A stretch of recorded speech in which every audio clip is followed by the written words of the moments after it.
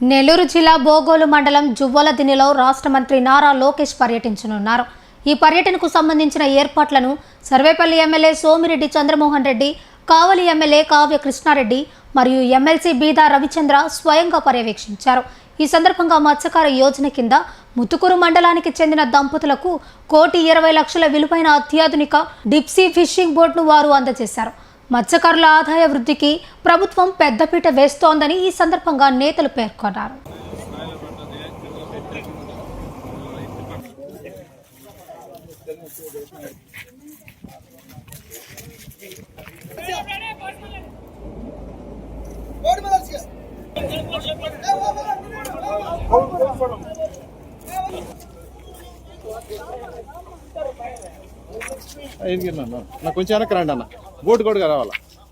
నెల్లూరు జిల్లా బోగోలు మండలం జువ్వలదిన్నెలో రాష్ట్ర మంత్రి నారా లోకేష్ పర్యటించనున్నారు.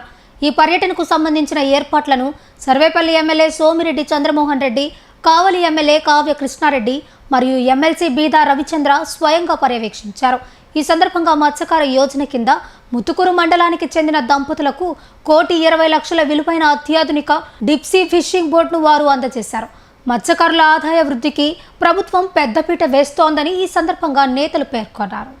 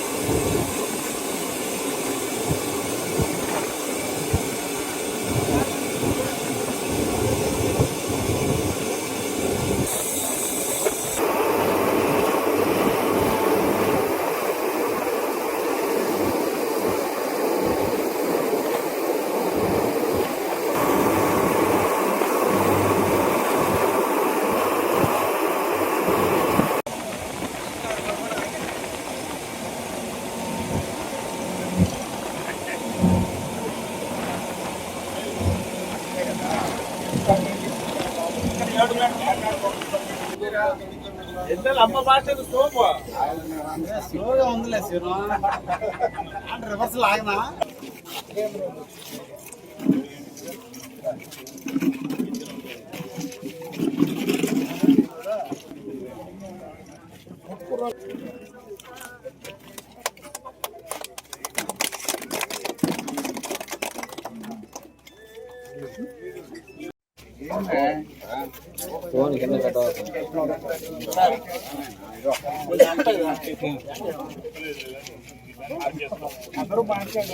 జువ్వలదిన్నెలో ఒక బోట్, మా కాన్స్టిట్యున్సీ ముత్తుకూరు మండలం కృష్ణపట్నం గ్రామం. దాంట్లో ఆవుల వరలక్ష్మి బాబు వాళ్ళ దంపతులు ఈ PMMSY deep sea fishing vessel ఒక బోట్ అన్నమాట.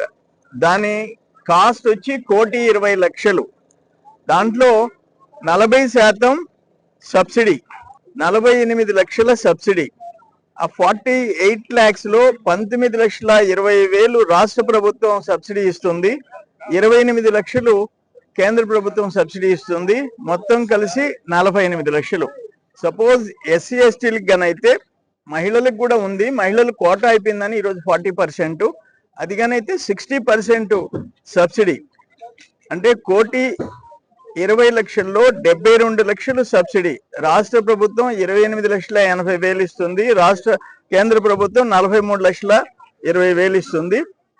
ఇది ఈరోజు నా కాన్స్టిట్యున్సీలో కృష్ణపట్నం దంపతులు ఈ పెద్ద బోట్ ని తీసుకోవటం చాలా నాకు సంతోషంగా ఉందని చెప్పేసి మీ అందరికి మనవి చేస్తుండా.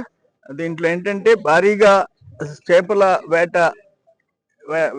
వేటాడేదానికి ఈ బోటు పనికొస్తుందని చెప్పేసి రేపు మా నాయకుడు మంత్రి గారు లోకేష్ బాబు గారు ఇక్కడికి వస్తున్నాడు జువ్వలదిన్నెకి. అక్కడ ఏంటంటే autonomous ship yard and system development centre, దాన్ని శంకుస్థాపన చేసేదానికి వస్తున్నాడు. సాగర్ డిఫెన్స్ ఇంజనీరింగ్ వాళ్ళు దీన్ని చేస్తున్నారు. ఇది నిజంగా వాళ్ళు చెప్పినట్టు వరల్డ్ లోనే ఇంత టెక్నాలజీ ఉండే, ఎక్కడ సముద్రంలో బోట్ ఇరుక్కోపోయి ఉన్నా, ఎక్కడ ఇల్లీగల్ గా ఇతర దేశాల బోట్లు వచ్చినా ఇటువంటి ముందు ప్రమాద హెచ్చరికల దగ్గర నుంచి, ఫర్ ఎగ్జాంపుల్ మత్స్యకారులకి శాటిలైట్ ద్వారా సముద్రం నందు వాస్తవ ఆ మత్స్య సంపద ఎక్కడుంది అనేది అనుసంధానం చేసేదానికి ఇది పనికొస్తుంది అనమాట ఈ సెంటరు. ఈ తుఫాను మరియు వాతావరణం నందు ఏర్పడే మార్పులు తొలి దశలోనే ఇది గుర్తిస్తుంది. అల ఎత్తు అంటే అలలు ఎంత ఎత్తులో వస్తాయి, ఆ సముద్ర పరిస్థితిని ముందుగా కనుక్కుంటుంది. చేపల వేట చేసే పడవలని సరైన సరిహద్దులు ఆ పడవలకి తెలియజేస్తుంది. అనధికారికంగా ఎవరైనా చేపల వేట చేస్తుంటే వాళ్ళ ఉనికిని డ్రోన్ సహాయంతో గుర్తిస్తుంది. తప్పిపోయిన బోట్ల పరిస్థితి కనుక్కుంటుంది. ప్రమాద హెచ్చరికలు జారీ చేసేటప్పుడు వెంటనే స్పందించి వాళ్ళని కాపాడద్ది. ఇవన్నీ ఈ నైపుణ్యం పెంచేదానికి నెల్లూరు, తిరుపతి మరియు ఇతర తీర ప్రాంతాల్లో విద్యార్థులకు మరియు మత్స్యకారులకు ఆ నైపుణ్యం పెంచేదానికి శిక్షణ ఇస్తారు.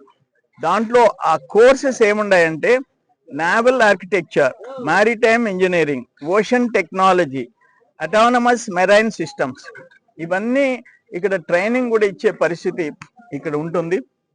ఇది ఆల్రెడీ జువెల్దిన్న హార్బర్ని ప్రైమ్ మినిస్టర్ గారు ఇది యాక్చువల్ ప్లాన్ చేసింది బిఫోర్ 2019. రవిచంద్ర బిఎంఆర్ గారు వీళ్ళు అప్పుడు ప్లాన్ చేసేసి దాన్ని అప్రూవ్ చేయించారు. ఆ తర్వాత లాస్ట్ గవర్నమెంట్లో ఇంకా ఇది లాస్ట్ 5 years ఇది ప్రారంభం కాని పరిస్థితి వచ్చింది. కృష్ణారెడ్డి గారు కూడా దీంట్లో ఈ కన్స్ట్రక్షన్లో ఆయనే కీ రోల్ ప్లే చేశాడు. వాట్ ఎవర్ ఇప్పుడు మళ్ళీ మన గవర్నమెంట్లో ప్రధానమంత్రి అక్కడ వర్చువల్ ఇనాగరేషన్ చేసే ప్రారంభం ఆయన చేశాడు. అయితే ఇంకా దీనికి ఎమ్మెల్యే గారు చెప్తున్నారు చాలా అదర్ ఫెసిలిటీస్ అన్నిటికి కూడా ఇంకా అవసరం ఉందని. అవన్నీ కూడా ముఖ్యమంత్రి గారు రివ్యూ చేశారంట. చంద్రబాబు నాయుడు గారు రివ్యూ చేశారు. లైక్ లోకేష్ బాబు గారు వచ్చినప్పుడు కూడా విషయాలన్నీ తెలుసుకుంటాడు. అత్యంత త్వరగా ఇది ఫంక్షనింగ్ లోకి వచ్చే పరిస్థితి వస్తుంది. చాలా బ్యూటిఫుల్ గా ఉంది ఏరియా. ఇవన్నీ నిజంగా సంతోషం. కేంద్ర ప్రభుత్వం సహకారంతో ఈ జువెల్దిన్న మినీ హార్బర్ రావటం నిజంగా చాలా సంతోషం.